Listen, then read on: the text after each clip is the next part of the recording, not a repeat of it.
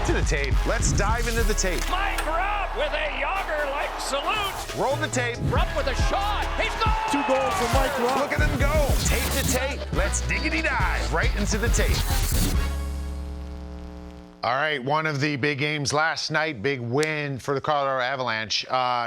Wasn't always puppies and rainbows for them in the game, though. Yeah. They kind of looked pretty bad at some stretches. As far as the goals against early on in that game. A lot of sorts. Right, but we know this is just one of those teams. It feels like you're going to have to score north of 4 goals to have a chance at beating them. They're going to score goals, and in this situation, they also have what I deem the best defenseman in the world. I think most people would, right? Yeah. And Nathan MacKinnon's one of the best forwards in the world, and you've got these weapons. And I think Cale Makar, it's one we're going to focus on. Yeah. Just jump-starting the offense in the game, and just his capabilities and his reads and his ability to stretch plays, to advance pucks. I mean, it's something impressive. We've seen this from him since he stepped foot in this league, though. Yeah, it creates added stress on a defense when you have to also account for a defenseman. You're worried about the forwards, the McKinnons, the Nichushkins, the Rantanens, but then all of a sudden you have to account for the guy coming up the ice behind, trailing everybody, or leading the play. So it adds an element as a team that you have to defend against that you just sometimes aren't prepared for, or it's just really hard to stretch your defense that thin to account for 4 or 5 guys at once. Yeah, so we'll just take a look here, and they didn't really get anything going, and it's like second period, you start seeing the Cale Makar show, right? And bring that back actually a second. If we could bring this back to right where he's getting into a little bit of contact here, and right here. Okay, so hold on a second. That's Matt Duchene. Good skater. Great skater, right? Like, he can move. Yes. And so Cale Makar is going to come in here, and he's a righty there, and he's going to get contact. And so let me use that stick. You got it. So here's the thing. So, like, he's skating, and you're going to get Duchene kind of pushing on his hip. And it's almost like just roll with it. You know, if he stays like this, maybe it moves him. But he just opens up that hip, so you push that side, and he's 10-2, and then it just kind of like rolls off of it. It's like water, like the way he just kind of rolls here, avoids it. Now you look like, all right, we got him here. We got the confrontation. We'll roll it forward. We got him here. Wyatt Johnston's going to pinch him at the line. Now he's going to find his way through here, maintain the puck, and you're going to come in the zone, and you're going to make a play over here to Rantanen. It doesn't turn into a goal, but like just how he creates something out of nothing. I mean, he's so impressive. And as you point out, that neutral zone forecheck that Dallas did is employed to slow him down. They had one guy angle him, and then you get met by the second guy at the red line. He blew by both of them. He did. I think the play was offside. I thought it was too. Nonetheless, we're going to take Irregardless. a look. Yeah, irregardless. So we're going to see this. So this draw is going to happen here in front. So roll it forward. Pause it here. So right here, you're going to have Wyatt Johnston, broken stick on the draw. And this is the thing, in Schneid, you hear this all the time, right? Guy breaks a stick, because you got Colorado on the power play. Yep. So when everyone's yelling stick, you attack the guy with no stick. Why? I don't need to explain anything. Watch what Cale Makar does. So Cale Makar is going to grab this puck and roll this thing forward.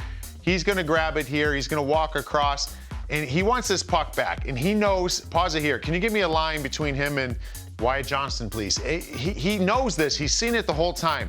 He knows no stick here. I'm going to go and attack this guy. He can't do anything. You could do whatever you want to do. He's going to either have to take a penalty or he's not going to be able to do anything. You can't grab anybody.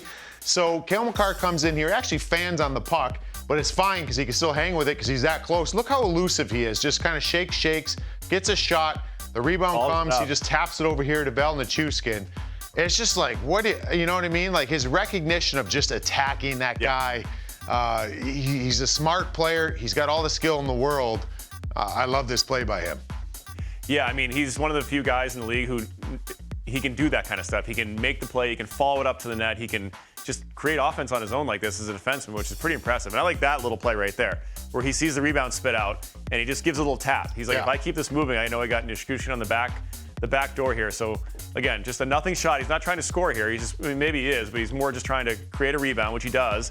But he knows in his head, he goes, I'm going to follow this up. So if there is a rebound, I'm just going to create more chaos and bump it away. And everyone's just standing around. Even his own teammates are just standing around waiting for him to do something. And as you said, the old 10-2 on his edges. It's just really impressive how he's able to keep his leverage, keep his feet moving, and just right there. Just kind of lay it over there.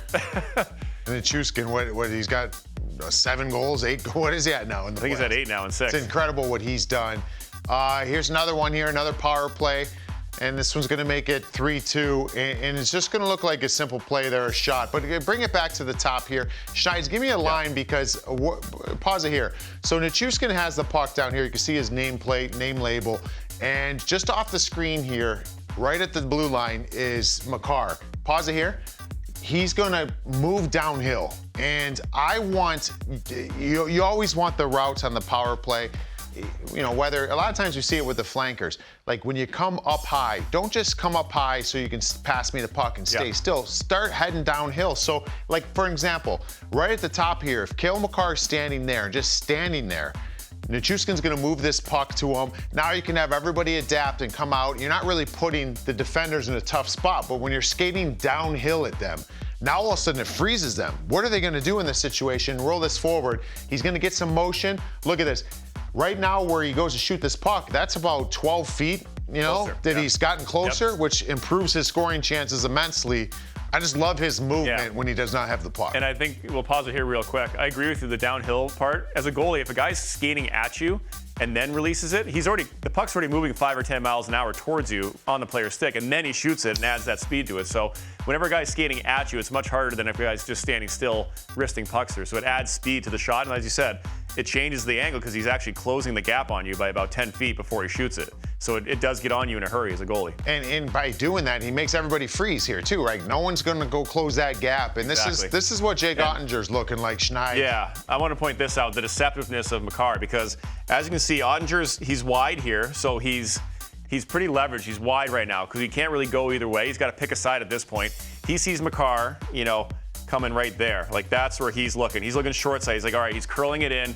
He's going to shoot it short side around my defenseman. Because right now he can't probably really see the puck. So he's like, I'm going to slide to my right, anticipating he's going to shoot short side, because that's my job. My defenseman is supposed to block that far side lane. So as you see here, and you can see his body too, he's kind of lined up this way, you know? Like, that's where his chest is pointed. So he's a little flat. So he's not really sure where this puck's going to go. But to Makar's credit, he curls it in, pulls it in, and then pushes it far side around the defenseman. We let it run here. As you can see, Ottinger's sliding the wrong way because he's anticipating a short side shot. And that just shows you the amount of skill level Makar has to curl it in and then put it back the way he came through the defenseman. And it makes it look like a pretty easy goal because, you know, but all the work that went into that, the skating downhill, the curl and drag, and the release to put it top shelf, he's guessing there a little bit, and it's an incredible play. And once the offense gets going, right, like it's a matter of time till they start scoring, their good players start scoring, their power play gets going. It just, Colorado comes at you, and it just like momentum. I see what you did there. Just start rolling. I even got a chuckle in the back from Jamie. It just starts rolling, right? And here we go. That's the tough part you're going to have playing against this Avs team. Yep. And it's not that Dallas played bad. No. The Avs did the Avalanche type things. Yeah. And it's going to be tough now in this series. And you know, as a team, when you play a team that has the capabilities of the Avalanche, you play a little scared. You play a little tight because you say a 3-0 lead isn't safe. And now I'm going to grip the stick a little bit tighter. I'm going to play a little bit, you know, safe just to not give that lead up. So it does get into opponents' heads eventually. Yeah.